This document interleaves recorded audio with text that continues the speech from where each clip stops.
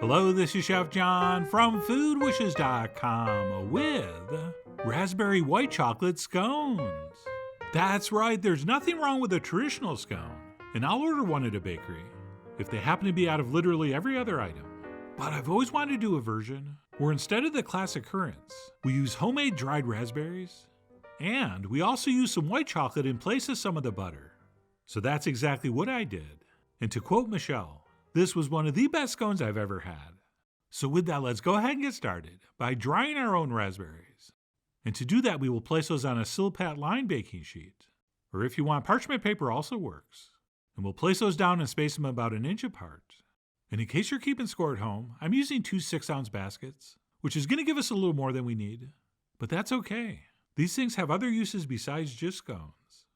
And then what we'll do once those are panned up is transfer those into a 225-degree oven for 4 hours, after which I like to turn off the oven and let them cool overnight. At which point the next morning, they should look like this.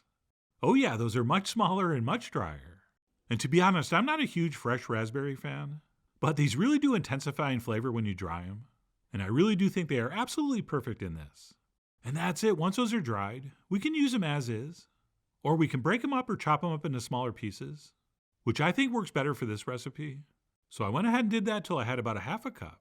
And if we have extra, which you probably will, we can use those to top our cereal or just to snack on. And as far as an alternative method goes, you can just buy some dried raspberries, although I don't think they're going to be as good as these. And then once those are set, we can move on to the other star of the show, our white chocolate, which we're going to want to grate first. And if you can get a nice big chunk of white chocolate like the pastry chefs use, it's going to be a lot easier to grate, but you can do the same with just a regular bar of white chocolate. Or even use some white chocolate chips and just pulse them on and off in a food processor until it's really fine and looks something like this. And because white chocolate is so buttery, we are not only going to use this in place of some of the butter, but we're also going to be able to cut back on the sugar quantity when we prep our dry ingredients, which we will do next. And for that, we'll take some all-purpose flour and we'll add just a little bit of white sugar to it, along with some salt, followed by some baking powder, which is definitely not the same thing as baking soda. And then what we'll do is take a whisk and give this a mix before we move on to the grating of the butter. Oh yeah, you thought we were done grating, but we're not. Because what we'll do is take some frozen butter, also known as butter we put in the freezer about an hour ago, and we will grate that directly into our flour mixture. And as we do, every once in a while, let's go ahead and toss that in the flour so it coats those little pieces of butter, and that's so they don't start clumping together. Because the last thing we need to have happen right now is clumping. So we'll go ahead and grate that butter in as shown.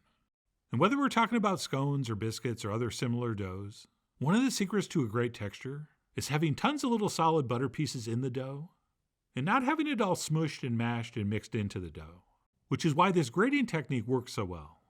And then once we're done with that, to hedge our bets, I like to take one of these wire pastry cutters and just work this over for about 30 seconds, just to cut in those pieces of butter a little more.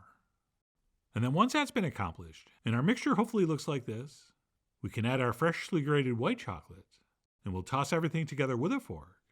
And because white chocolate contains a lot of cocoa butter, I thought it would work great in a scone, actually used as butter, as opposed to just throwing in some white chocolate chips, which we could do instead, but using it as we'd use butter was the experiment. So that's the direction I went. And that's it. Once mixed, we're ready for our wet ingredients, which for me is going to be some whole milk mixed with a couple tablespoons of sour cream. Or if you want, you could use yogurt, or maybe just use buttermilk, which has that tanginess. So you do have options. I mean, you guys are, after all, the druids of your scone dough fluids. And if you don't know who the druids were, they're the people that built Stonehenge. But anyway, let's go ahead and pour in our milk mixture. And then we'll take a fork and give that a stir. And we will keep stirring until everything just barely comes together to form what we call in the business a shaggy dough. Okay, so we'll mix everything with a fork until it looks like this. At which point we'll transfer that onto a very generously floured work surface.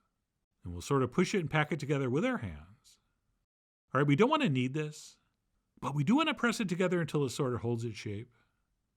At which point we'll do our best to press this out into a rectangle about 3/4 of an inch thick and roughly twice as long as it is wide. And of course, if it feels way too sticky to work with, you can sprinkle on a little more flour. But we don't want to work in too much. And then once we do have our dough pressed into a rectangle like this, we will take our dried raspberries and we'll sprinkle those over the top. And we'll spread those out nice and evenly, pretty much all the way to the edges. At which point we will lightly press those in. And the reason we're doing it this way, instead of just mixing those into the dough, is because I want those on the inside of my scone and not on the outside surface. If they're on the top surface, they can burn and get bitter when they cook. So for me, this is a far superior way to go. And then once we have those pressed in, we will take a bench scraper and we will fold over 1/3 like this. And we'll go ahead and press that down and square off the edges. And then we'll do the exact same thing to the other side. But now with our hands, use the bench scraper. And if any raspberries try to escape, you just put those back in. Or instead, maybe just press those down a little better so that they don't come loose in the first place. And that's it once we have that all folded together. And we've straightened out and fine-tuned those edges the best we can. We will use our bench scraper again to cut this into 4 perfect triangles, which is done by cutting it in half to make 2 squares, and then each square in half as shown. And that's it. We can transfer those onto a lined baking sheet. And if we wanted, we could pop them in the oven at this point. But for that professional look, I highly recommend brushing those with an egg wash first, which is usually an egg beaten with a splash of water. But for these, we're using a very special egg wash, which is an egg beaten with a splash of milk, which of course we refer to as a scone wash. And then for one last finishing touch, once these are egg washed, we'll go ahead and sprinkle the tops with a little bit of sugar, which is optional but also mandatory. And that's it. These are now ready to transfer into the upper center of a 400-degree oven for about 25 minutes, or until our scones are beautifully browned and look like this. Oh yeah, those look nice. But we don't want to stare at them too long, because what we want to do at this point is quickly but carefully transfer those to a rack, where we will let those cool completely before we serve them. Oh, and don't mind me, I just have to switch these two, since the one in the back has a better angle on the side. And as you know, I have to take some contractually obligated pictures. So I put that one in front, and I took a few shots and let these cool completely, at which point I served one up next to a nice cup of tea, or as they say in the land of the scone, next to a cuppa. And that, my friends, was everything I wanted it to be and more. Okay, for me, the perfect texture of a scone is tender and light, but not too delicate and crumbly. Okay, when I break one open, I don't want an avalanche of crumbs to hit the plate. But on the other hand, we don't want something tough and dense. So I thought this was spot on. And that trick of using white chocolate for some of the butter had 0 negative effects on the texture. So that part of the experiment was a smashing success. Except for one minor detail. If I didn't tell you there was white chocolate in this, you might not know. Which means our title could possibly be false advertising. But you could tell something was going on in there. And above and beyond the texture, white chocolate pairs perfectly with raspberries, especially our homemade dried raspberries, which I thought had a gorgeous, intense flavor, with a texture very similar to the more traditional currants. And no, this was not very sweet at all. So if you like your scones on the sweet side, maybe add another spoon of sugar.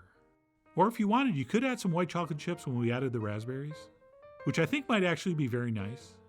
But personally, I enjoy a scone for breakfast and not for dessert, so I don't think I'm going to change anything. But anyway, I really did love how these came out. And if you're a fan of scones, I really do hope you give these a try soon. So please follow the links below for the ingredient amounts, a printable written recipe, and much more info as usual. And as always, enjoy.